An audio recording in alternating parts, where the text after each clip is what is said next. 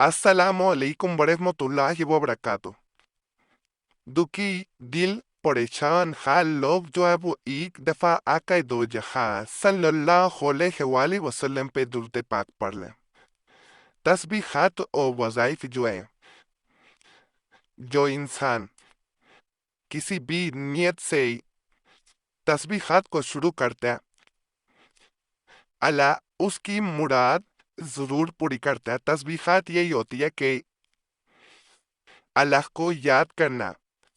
اللہ کا کوئی اسم پڑھنا، یا کسی چیز کو، کسی وظیفے کو، کسی آیت مبارکہ کو تعداد مقرر کر کے پڑھ لینا۔ جو تسبیحات ہاتھ کی انگلیوں پہ پڑے جاتے ہیں، جیسے تسبیح فاطمہ نماز کے بعد جو پڑھی جاتی ہے، اسی طرح بہت سے ایسے وظائف پہ ایسی تسبیحات ہیں جن کو انگلیوں کی پوڑوں پہ پڑھا جاتا ہے، اور خاص کر جب محبت کی بات کی جائے، کسی انسان کو پانے کی بات کی جائے، یا کسی انسان کو اپنی محبت کے لیے یا اس کے سامنے امپورٹنٹ بننے کے لیے تسبیح کی جائے، وظیفہ کیا جائے، تو یقین کریں ادھر انسان بعض ایسی تسبیحات ہیں جنہیں انسان ادھر کر رہا ہوتا ہے، ادھر دوسرا انسان بے چین ہو رہا ہوتا ہے، اور یہ ایسی بے چینی ہوتی ہے جو جتنی تسبیح کی جائے اتنی زیادہ یہ دوسرے انسان پہ اثر کرتی ہے، یہاں تک کہ اس کے بارے میں کہا جاتا ہے، جو آج میں عمل بتاؤں گا، اگر انسان آپ سے دور جا رہا ہو، آپ کو محسوس ہو کہ یہ دور جا رہا ہے یا دور جا چکا، تو جب وہ یہ تسبیح پڑھنے شروع کر دیتا ہے، دوسرا انسان الٹے قدم چلنا شروع ہو جاتا ہے، آپ کی طرف گنتنا شروع ہو جاتا ہے۔ یہ تسبیح کہتے ہیں بالکل ایسے ہی اثر کر رہی ہوتی ہے، آپ اپنی انگلی کے ایک ایک پوڑ پہ اسے پڑھتے ہیں، اس کا اثر دوسرے انسان کے ایک ایک جسم کے حصے پہ ہوتا، آپ کا قابو ہوتا جاتا ہے۔ جاز العملیات بڑی پرانی کتاب ہے جس میں سے یہ معمول بتانے جا رہا ہوں۔ اس کتاب میں اس کا اس طرح ذکر کیا جاتا ہے کہ جیسے جیسے انسان اس کو پڑھتا جاتا ہے، ویسے ویسے دوسرا انسان آپ کی طرف متوجہ ہوتا جاتا ہے،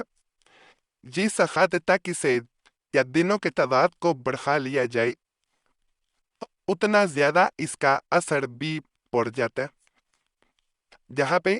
کسی انسان کو لگ رہا ہو، محسوس کرتا ہو کہ میں نے عمل کیا تھا، مجھے فائدہ نہیں ملا، کہتا ہے کہ کسی عمل کے ساتھ اگر اس تسبیح کو کر لیا جائے تو اس عمل کی بھی طاقت بڑھ جاتی ہے۔ قرآنی عمل ہے کیونکہ یہ اس میں مبارک قرآن پاک سے دیے گئے ہیں، اللہ کے صفاتی نام ہے، تو جب انسان اس عمل کو کرتا ہے تو اللہ کی ذات کو یاد کر کے کر رہا ہوتا ہے کہ اب اللہ کی ذات میری مدد کرے گی، وہ ایسی ذات ہے جو انسان سے محبت کرتی ہے، اور دلوں میں محبت ڈالنے کا اختیار بھی اسی ذات کے پاس ہے۔ تو اللہ مدد کرتا ہے، اور ادھر آپ اللہ کو یاد کر رہے ہوتے ہیں، ادھر اللہ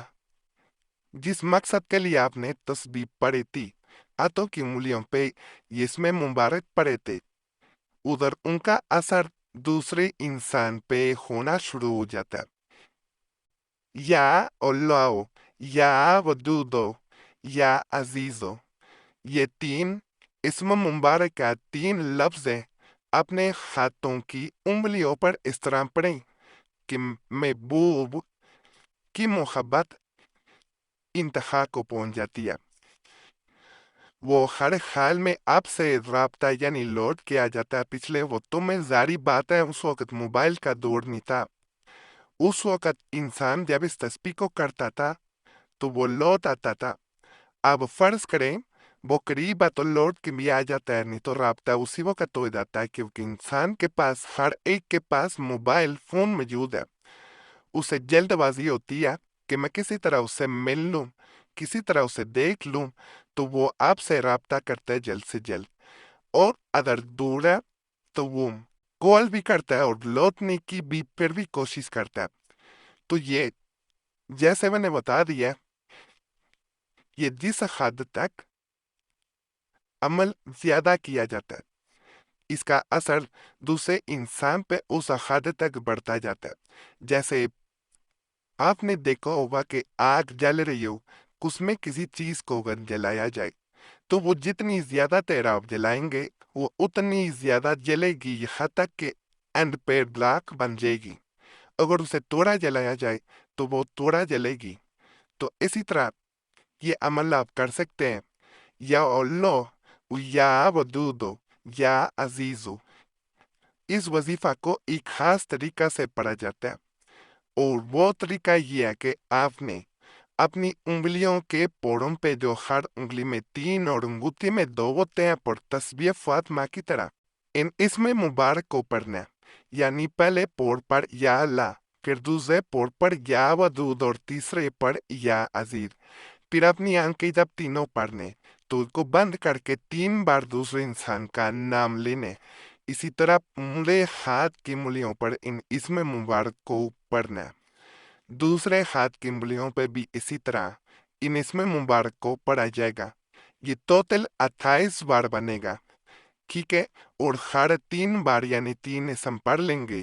تو 3 بار دوسرے انسان کا آنکھیں بند کر کے نام لیا جائے گا۔ باقی تسبیح